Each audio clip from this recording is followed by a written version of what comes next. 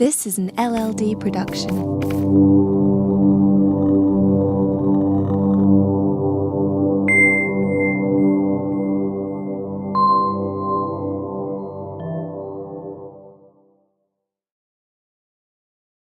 This is an LLD production.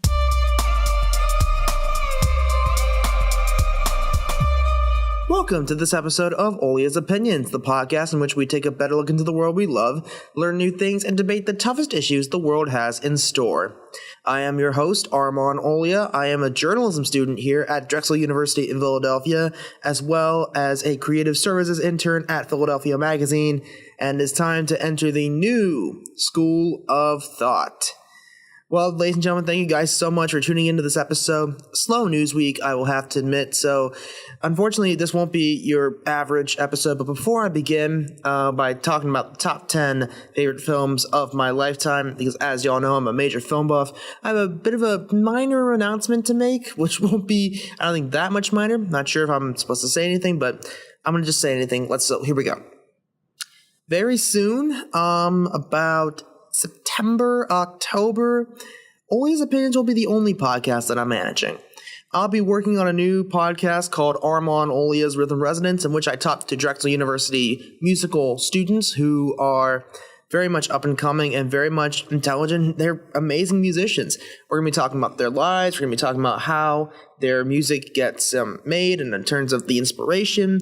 Let's look back. It's going to be, I think, a really awesome show, and I'm pretty excited to get started on that. That'll be coming out around September or October. I promise to let you guys know more as we get more details on that. But yeah, I mean, this is going to be very exciting. Bit of a weird week, but hopefully I'll be able to come up with a really good one. I'm actually, believe it or not, this is the first week in a while where I'm operating on no script. Absolutely not. So here we go. Let's get started, shall we? So as many of y'all know, I'm a major film buff. Obviously from covering the Academy Awards, from also reviewing films and documentaries.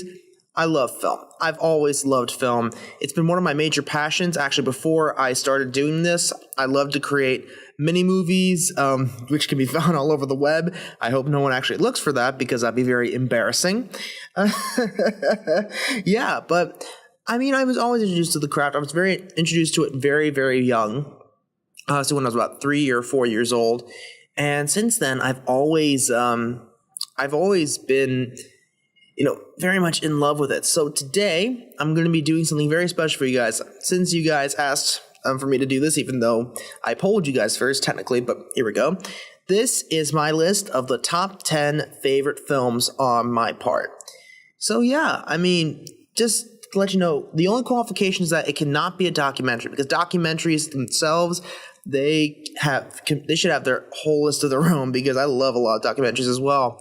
And also, they had to have been theatrically released. So to my friends who are filmmakers, if you do not see your film on here, don't worry. This is like my top 10 favorite theatrically released feature films. So we're going to start from 10. We're going to go down to 1. We have a short commercial break in between. So let's get started. Number 10 is The King and I. Yes, That King and I from 1956.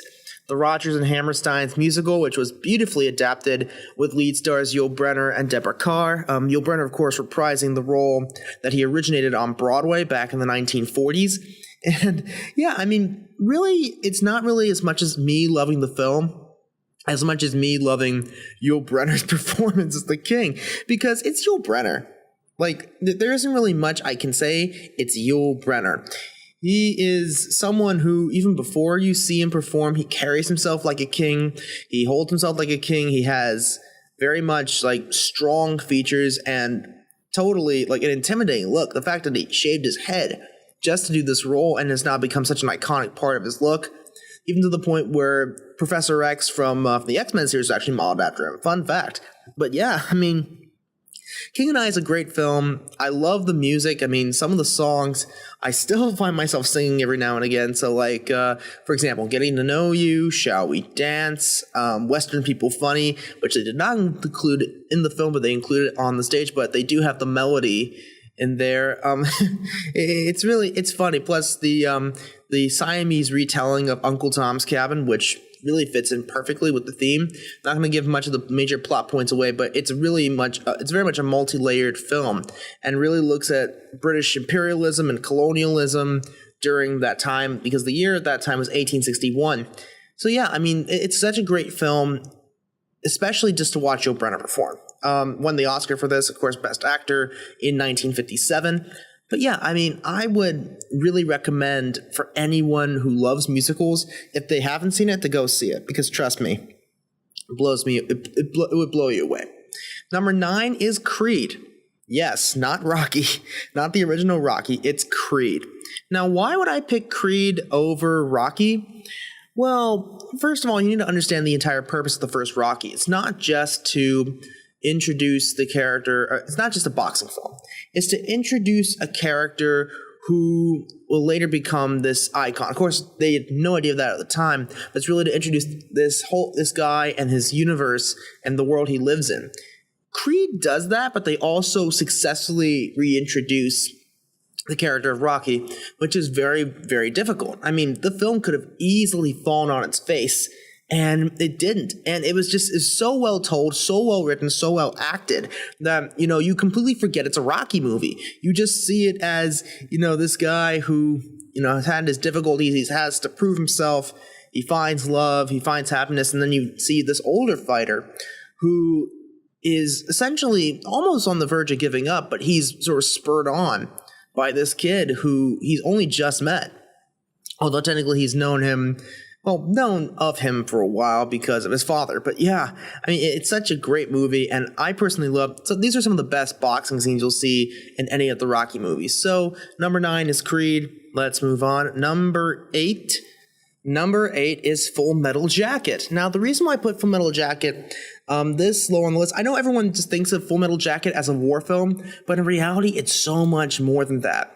It is an analysis of the horrors of war and just how terrible it can be to condition young men into killers, essentially. And it does so with the backdrop of Vietnam, which at the time was not as fresh. I mean, Apocalypse Now had come out around the same time. So everyone was, at that point, doing films about Vietnam and how terrible of a war it was.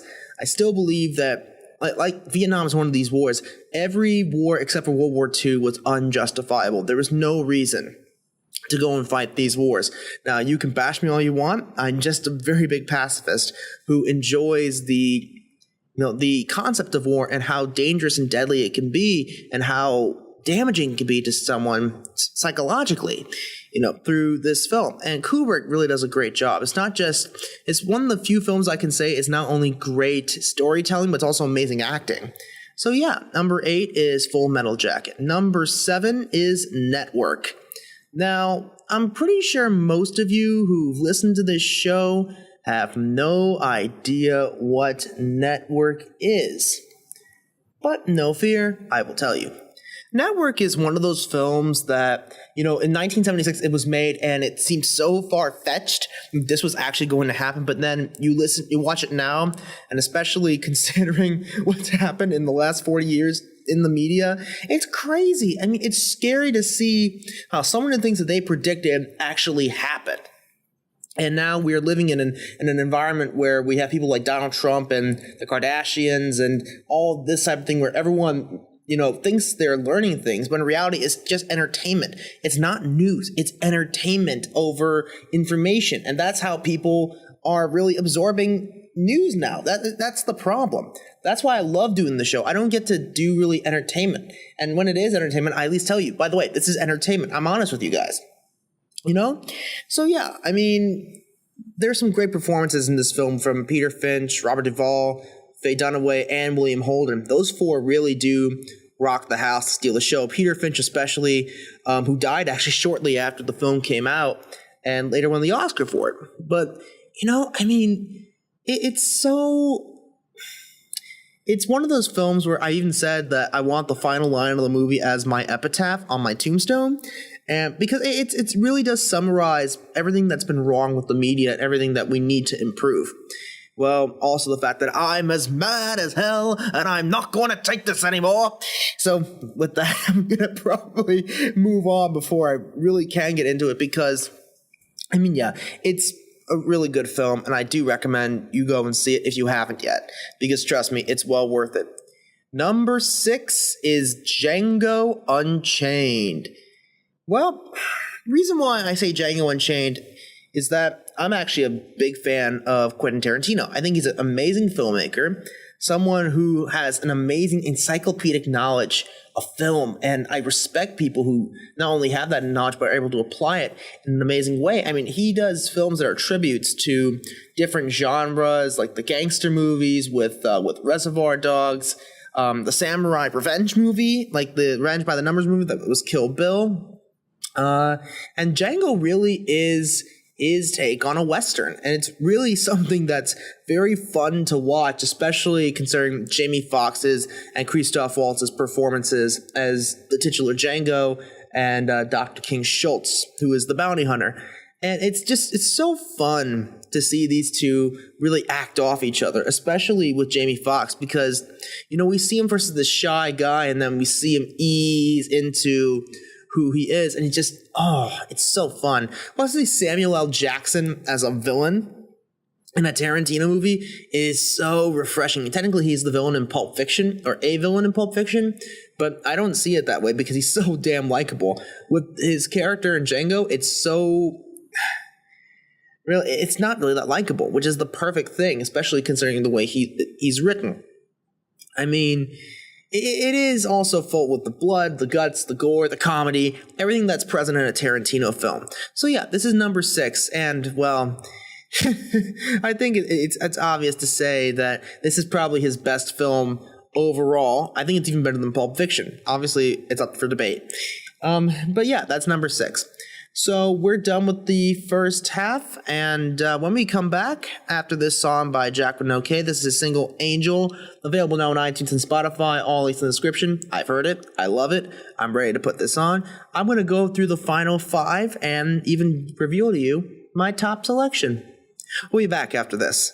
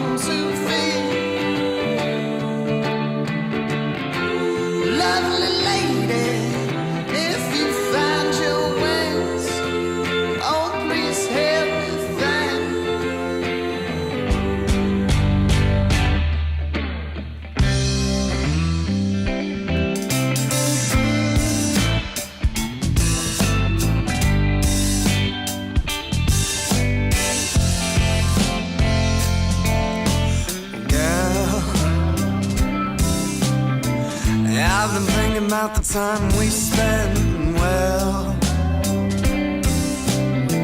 it's been going better than I'd expect, boy. I'ma think twice just to stick around with you.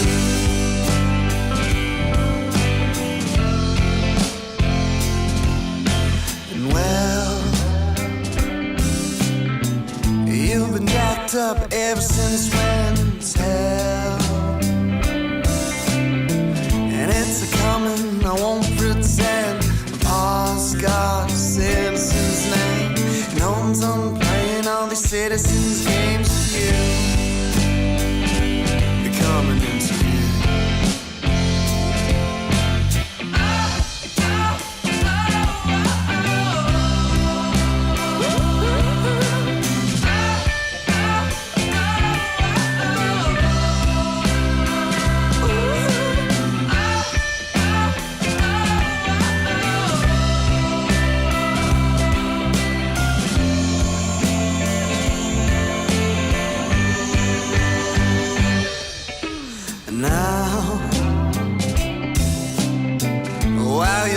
With your diamonds and pearls of towel, you can feel when you've been burned. So was all like to sit around with you. No one's on playing all the silly little games with you.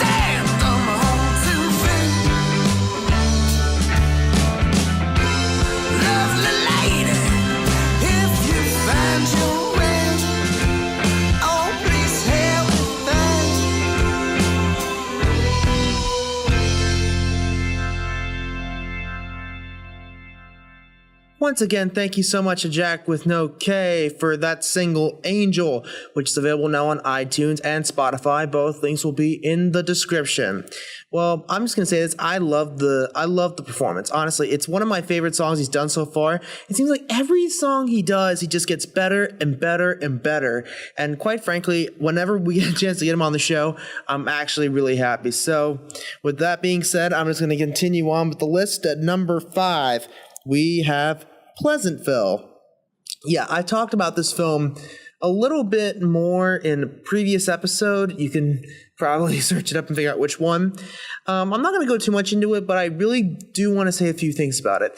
First of all, I love the allegory of color into black and white, and I also love the artistically how good it looks, you know, to see black and white on color, color on black and white, whatever you want to say. And the score itself and the actual visual effects, they all hold up really well. I still get these really major shivers whenever I see some of these because they are actually really good. And yeah, I mean, there's so much depth to it, and there's so much, like, there's a lot to it that I really do enjoy. And if you haven't seen it, I recommend you do. It truly is a great movie to see. Number 4, from 1982, E.T. the Extraterrestrial. Now, everyone's probably seen it, and I know a lot of people are divided on it. I know people who are frightened of E.T. I know people who love E.T. I am a huge fan of E.T. It's one of the first films I ever remember seeing because the 20th anniversary came out when I was about 4. So I probably first saw it when I was like 4, maybe 5 years old. Even in my home in Pittsburgh, when I was living there, I had a plush version of E.T., so I was a bit of a major fan of the film, and it really introduced me to the work of Steven Spielberg, who I really admire even now, especially as a film buff. However, I realized the one thing I love about this movie is not even it's actually not even the film itself. It's the soundtrack. John Williams' soundtrack is sublime, and especially the ending, the way he frames it and the way it's done. I just get the chills. For those of you who don't know, But for those of you, like I said, who don't know who John Williams is, he really has an amazing resume. He's done all the Star Wars films, all the Indiana Jones movies. He's done Harry Potter, of course, E.T. He did the iconic thing for Jaws, for Close Encounters of the Third Kind. This guy is truly the king of musical score. And if you haven't listened to him, I recommend you do. It's absolutely amazing. And his score contributes a lot to the, to the making of E.T. So yeah, I mean, it really is an amazing film. On top of the score, on top of the acting, everything about it is great, and I love it. I mean, there are certain scenes that can be a little long and a little boring and just a little non-eventful. But yeah, I mean, otherwise, it's great. I love the movie. Now on to number 3. Number 3 is The Wizard of Oz. Yes, it's one of the first films I remember seeing. This is probably the very first film I ever saw. This is the very first film I remember even seeing. I was about 3 years old when I first saw it, and no matter how many times I keep seeing it, I love it. I dance to it. I sing to it. The ruby slippers, of course, are an iconic image, and it's so cool to watch like a black and white world go into Technicolor. Plus, the fact that you play the Dark Side of the Moon album over it, it creates a really amazing result. Just a bit of a fun fact for anyone who wants to try it. Everything about it is really impressive, and plus considering how it was 1939 when it came out, it holds up still really well today, and there is sometimes a little bit of political correctness that should be installed in there, that's just why it doesn't make number 1.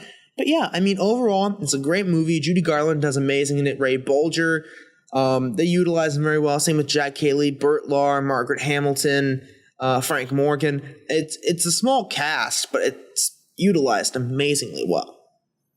Now, number 2 is Forrest Gump. Now, Forrest Gump is a film I didn't really get to see until much, much later in life, but it really is something that I have enjoyed for so many years, actually, and I love the character Forrest. I think it's definitely Tom Hanks' best character. And the story of this guy, as we go through the decades, as we see his love story, it's really also a bit of a history, It's a bit of a history lesson, really, as you look through America, how it evolved, and how these two people, one who loves more than the other, it really shows the dichotomy of all of that. And, going from President Kennedy to Vietnam, hippie movement, Nixon, AIDS, all of it. It's so great. And plus, it's so quotable. I love this film. I really, really do. That's why it makes number 2 on my list. So if Forrest Gump, a film that everyone knows, is number 2, what could I possibly have picked at number 1? Well, my number 1 selection from 1984 is a film called Amadeus. Now, I know what many of you are thinking. What the hell is Amadeus? Well, first of all, it is a film with a remarkable cast. It was written by the late Peter Shaffer, who also wrote the play Equus. I recommend you see that. It's quite intriguing, actually, and it's very interesting. And the 2 principal actors are F. Murray Abraham, who you probably would never have heard of otherwise, and Tom Hulce, who you'll probably know better as Quasimodo from the 1996 adaptation of The Hunchback of Notre Dame.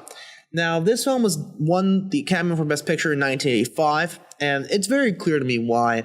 I mean, this is truly a film that that really has withstood the test of time and will continue to withstand the test of time. There is no such thing, by the way, as a bad scene in this movie. I can literally watch it all the way through, then go back to the beginning, watch it again and again and again and again. There are so many great moments, and the acting especially between Abraham and Holce, it's so fun to watch, and it's so amazing. If anything, the one scene you need to see in order for me to prove my point is the dictation scene near the end of the movie between Mozart and Salieri, because if you understand even if you don't understand the context of the scene, it's still really cool to see 2 composers, essentially recite music to each other. And it's so amazing to hear the actual music overlaid on top of it, so you at least understand how Mozart is doing this. It's amazing, and it's such an amazing, fantastic film, and it's the only thing that, I couldn't put it anywhere else but at number one. And that's really how I'm going to end this, because it is so perfect that I couldn't really pick any other film to replace it. So what do you guys think? I want to know, what is your favorite movie? So if you want to tell me that, go to the comments section, go to www.liveanddebate.com. You're going to see that right on the front page. It's very easy to see. So I appreciate that. Please put a comment on there. And while you're at it, don't forget to like us on Facebook by going to www.facebook.com/LoveLearnDebate. Follow us on Twitter @LoveLearnDebate. Follow us on our Instagram page @LoveLearnDebate. Subscribe to the podcast on SoundCloud, Apple Podcasts, YouTube, and Spotify. Don't forget to give us a review. 5 stars would be great. Don't forget to purchase our merchandise on Redbubble. And of course, always keep tuning in. Everything you could do to support the show would be greatly appreciated. My thanks to Owlia for the graphics and show soundtrack, and Jack with no K and Imogen Aiken for their musical contributions and vocal contributions, respectively. That's it for this week. I'll see you guys in 2 weeks, ready to go. Thank you guys for listening, and until next time, keep loving, keep learning, keep debating. We'll see you next time on Owlia's Opinions. Goodbye.